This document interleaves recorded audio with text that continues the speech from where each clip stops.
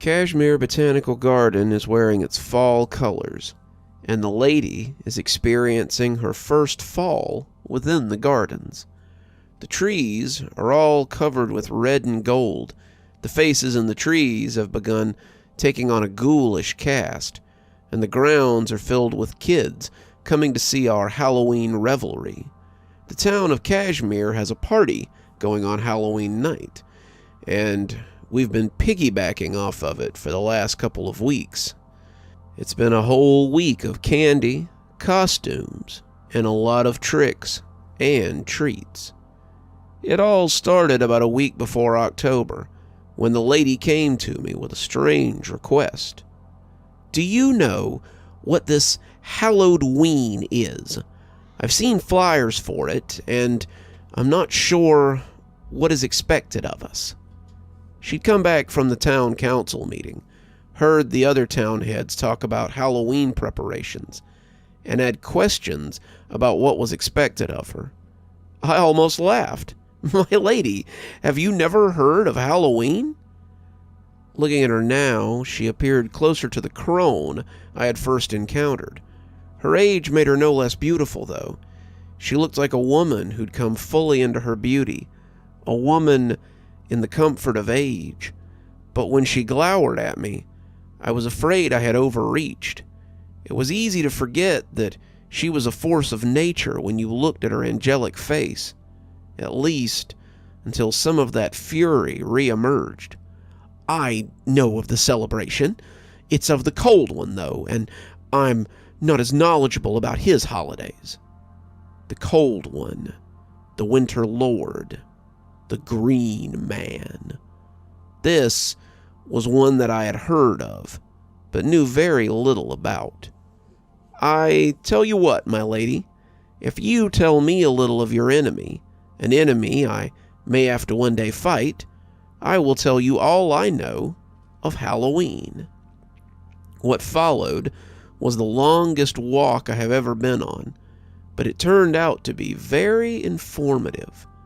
The Green Man is the antithesis of my power. He brings the cold. He kills that which I create.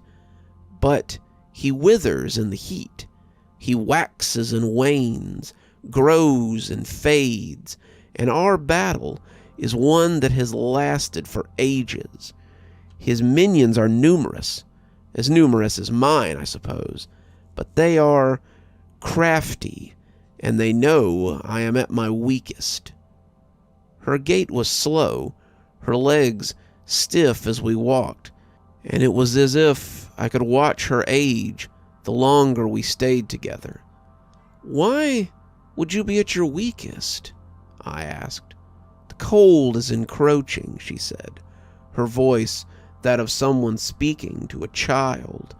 When the cold comes, the living world shrinks. The Green Man is at his most powerful when the cold winds howl and the seasons turn away from growing times. This hallowed even. Halloween, I corrected, but gently. Right, Halloween is a time when he is strong. We should all be on our guard, for his minions will doubtlessly come to see this place I have made for myself. I started to ask her something else, but she put a hand up to stop me. I have fulfilled my word. Now it is time for you to share your knowledge with me. Tell me of this Halloween. So I told her everything I knew. I told her about pumpkin carving, corn mazes, candy exchanges, trick-or-treating, costume contests, and everything in between. She wanted to know everything, every little detail, and the more she learned, the more she liked it. When she realized how much the growing of things was involved in the season, the last harvest before winter, she became enthralled. The more I told her, the more you could see working behind the scenes as she made plans. She would grow, she would build, and she would have a Halloween like no other. Truly, she meant to make this Halloween one to remember in Cashmere. She spent the next 2 weeks preparing. The gardens were closed for event settings, and I watched as she grew apple trees, cornfields from the rocky soil, and pumpkin patches from scratch. We brandy-lows carved gourds, made cider, stuffed scarecrows, and generally set the mood for the coming event.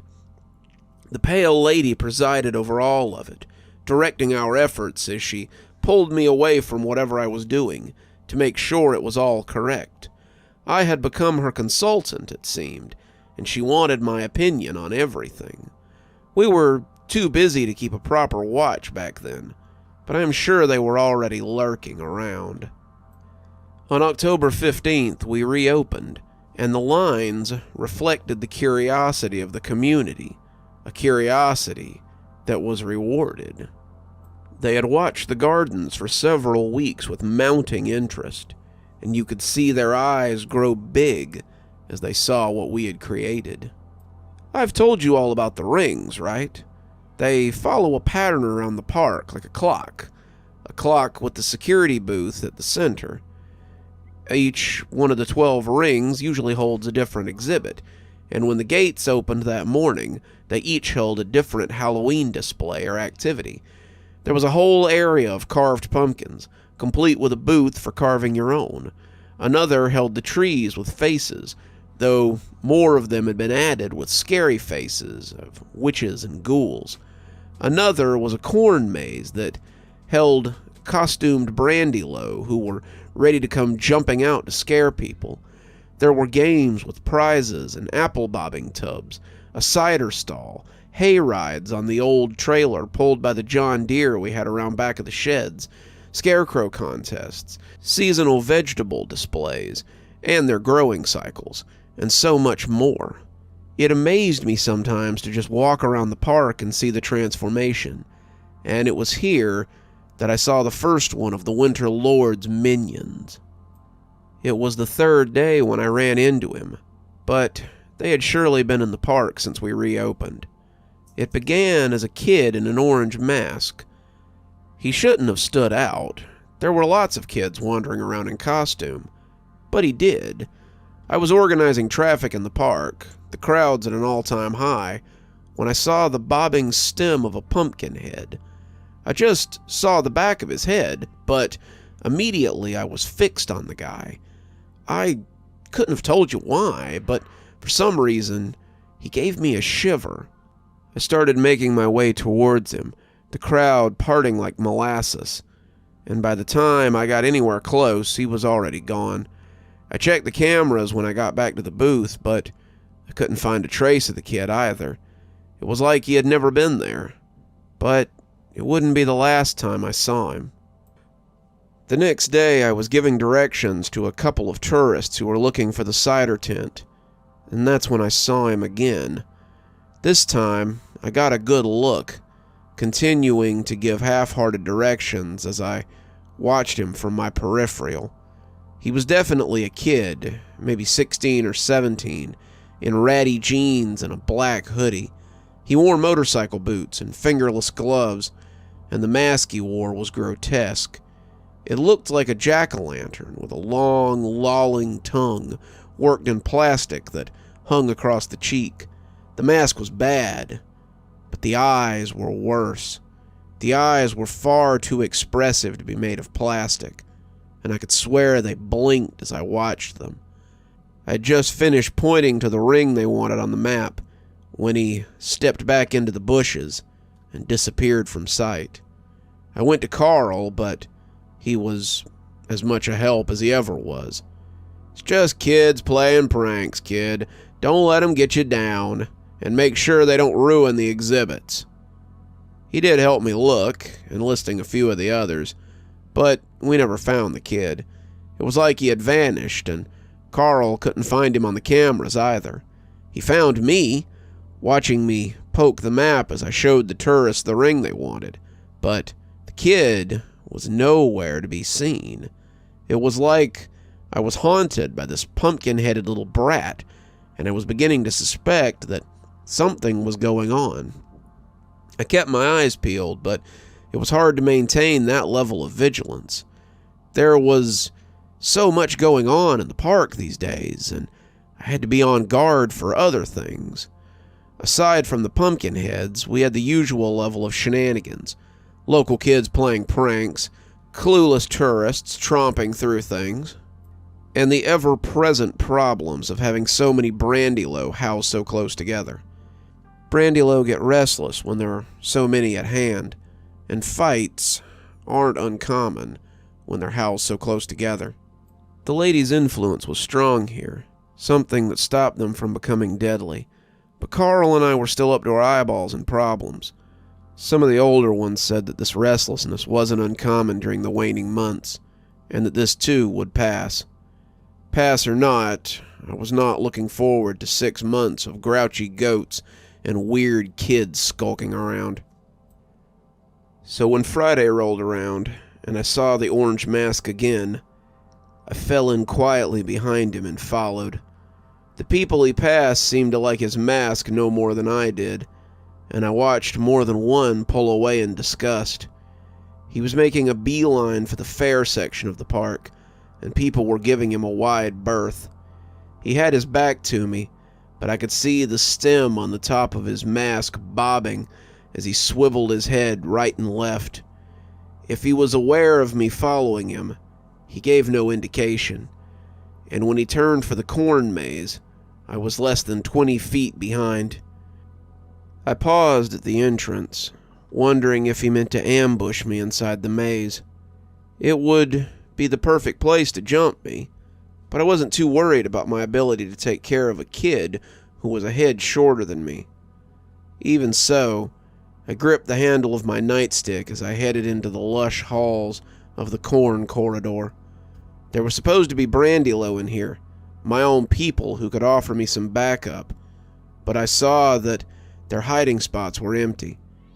If I was lucky, they were just on break, but if not, I hoped they were only wounded and not gone forever.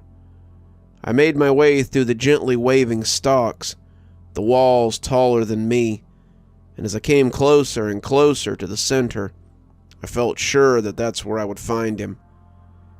He still had his back to me, his hands linked behind his back, and he looked into the corner of the corn maze when I came up on him.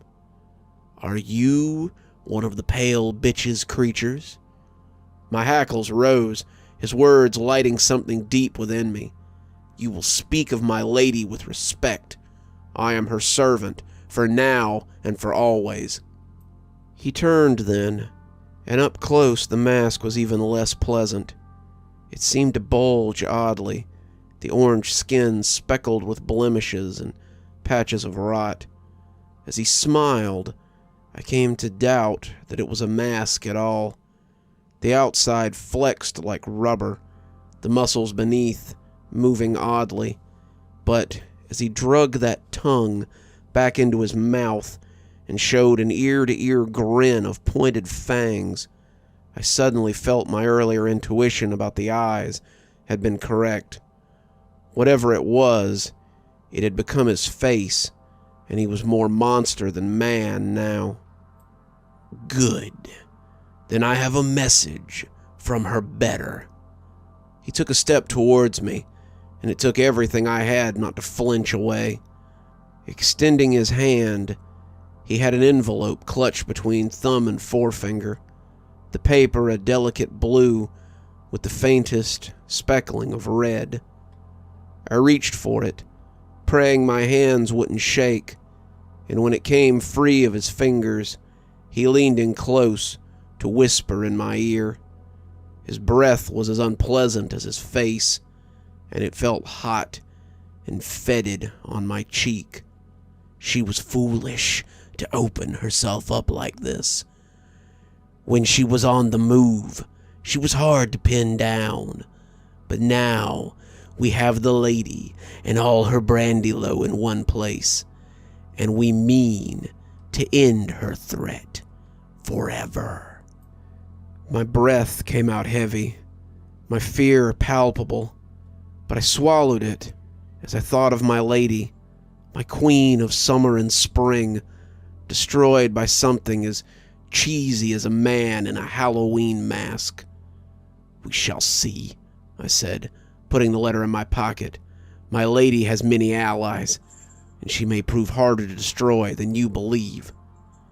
"May we meet on the battlefield, then," he said, walking past me. "Then we'll see whose forces are the stronger." He walked out of the maze then, and though I caught sight of him often after that, I never spoke to him again. The pale lady took the letter when I offered it to her, but she must have expected whatever it said, because she sniffed and threw it away. A declaration of war, just as he sends every year. "We shall weather, as we always have," she said, almost boredly. She may have been sure, but the brandy-low around her seemed less than convinced. "We'll rally our allies and repel them, just as we always do. Send out the appropriate missives. I want them all here before Halloween," Carl had said. The festive mood was done, it seemed, and we were at camp, preparing for war. You're still here. I thought you might be. Thanks for joining me for tonight's story. If your insatiable appetite for horror knows no bounds, might I suggest one of our playlists, or one of our previous stories in the archive? There should be one appearing at the end of the story any minute now. And of course, if you're not subscribed, why not go ahead and hit that subscribe button? Maybe hit that notification bell so you don't miss any of the spooky things that we do here.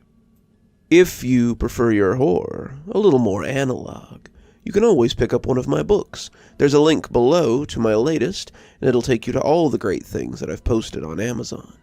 For my book lovers in the audience, I always suggest coming on down to Patreon so you can become part of my ghostly reader tier and get a book anytime I write one, which is usually about twice a year. Speaking of my patrons, let's go ahead and thank them, shall we? Thanks to Unicorn Hollow for being our spooky ghost contributor. Thanks to Janet and Lady Vengeance for being our spooky skeleton tier contributors. Thanks to Hi Stacy, Winter, Xaronan, Emily Coltsfoot, Stephanie Carrington, Marianne Schuler, Tyler Parker, and Jennifer Damron for being our ghostly reader tier contributors. Thanks, everyone. We just couldn't do the show without you. If you think you might like to support the show in a more monetary fashion, come on down to Patreon. I have many tiers. I'm sure you'll find one that suits you best. I always recommend the Ghostly Reader tier, since you get a signed book anytime I write one on your doorstep. But I have many tiers, and again, I'm sure you'll find one to suit you. And as always, thanks for stopping by. Dr. Plague, signing off. Have a wonderful evening.